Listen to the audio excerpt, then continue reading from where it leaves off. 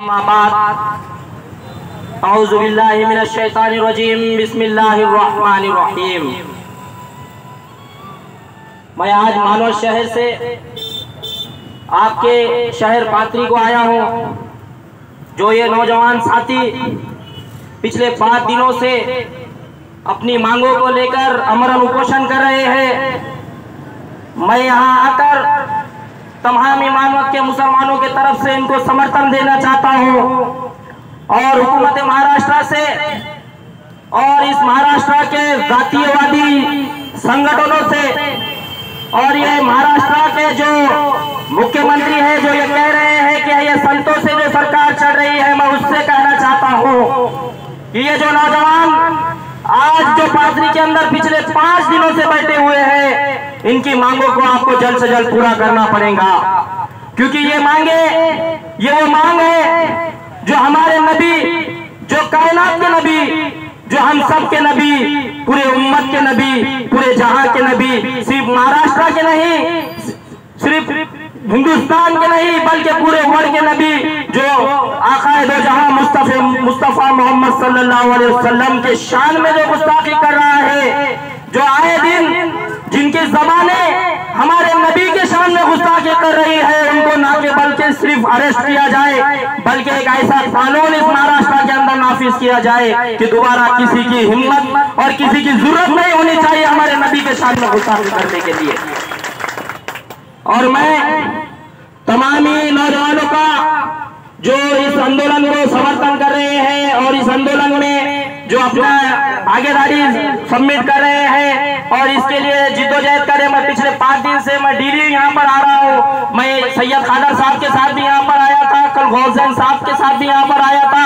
और मैंने मेरे नेता जो महाराष्ट्र के माजी रियासती सदर है, नांदेड़ के जो भावी आमदार है सैयद मोइन साहब, मैंने कल उनसे भी फोन पर बात की और उनको कहा कि आपको पादरी शहर के अंदर आकर ये जो नामूज़ रिसालत के ऊपर जो बोल रहे हैं, इनके खिलाफ आपका एहतजाज दर्ज करना पड़ेगा। और उन्होंने भी ये वादा किया है कि नांदेड़ के अंदर जो बाढ़ आई है वो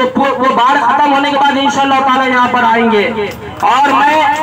यहाँ के प्रशासन से भी ये कहना चाह रहा हूँ, जो शर पैदा कर रहे हैं उन शर पसंदों को रोको, जो शर पैदा कर रहे हैं उन शर पसंदों को रोको। और मैं जो आज हमारे यहाँ के जो पुलिस कमिश्नर है, पीआई है, जो परभनी के एसपी है, उन्होंने आज शांतता की मीटिंग ली, जिला अधिकारी है उन्होंने शांतता की मीटिंग ली। मैं उनसे भी कह रहा हूँ कि आप हमारे मोहल्ले और हमारे मोहल्ले के लोगों को बुलाकर शांतता की मीटिंग मत लो, आप पूरे महाराष्ट्र के जो जिलाधिकारी है, जो एसपी है, उनको बुलाओ, जो पूरे महाराष्ट्र में जो बदजुबानी कर रहे हैं ऐसे लीडरों को बुलाकर उनसे शांतता की मीटिंग लो। हम फसाद को पैदा करने वाले लोग नहीं है, हम फसादों को पैदा करने वाले लोग नहीं है, हम अमन को कायम करने वाले लोग हैं। हम उस आका के उम्मती है, हम उस आका के उम्मती है जिन्होंने कभी शरपसंदी को अपना हथियार नहीं बनाया। और मैं ये जो आंदोलन चल रहा है उसके ताल्लुक से भी कह रहा हूँ हुकूमत से कि जल्द से जल्द इन नौजवानों के मांगनी को पूरा करो। खुदा ना खास्ता, 1000 मरतबा खुदा ना खास्ता, अगर इन नौजवानों के बाल को भी धक्का लगा तो इसका जिम्मेदार प्रशासन रहेगा,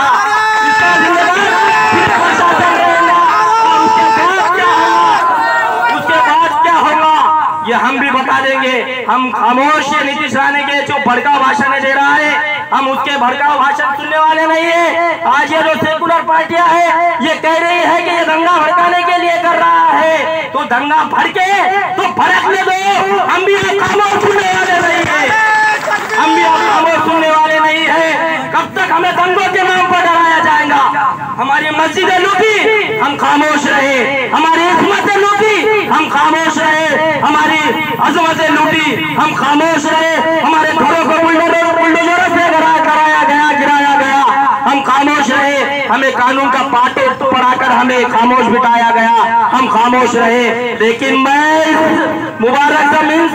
से कहना चाहता हूँ, जब मेरे नबी के शान में गुस्ताखी होंगी तो हम खामोश नहीं बैठेंगे, हम खामोश नहीं बैठेंगे। यही चंद बातें मैं कहकर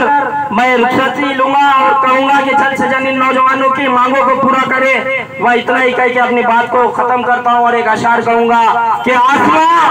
आसमां बेरंग है तो बेरंग ही सही, आसमां बेरंग है तो बेरंग ही सही, ये जमीन हम पे तंग है तो तंग ही सही। दोस्तों हम अमन चाहते हैं, जंग नहीं। अगर तुम जंग चाहते हो तो फिर जंग ही सही। वो आखिर अल्हम्दुलिल्लाह रब्बिल आलमीन।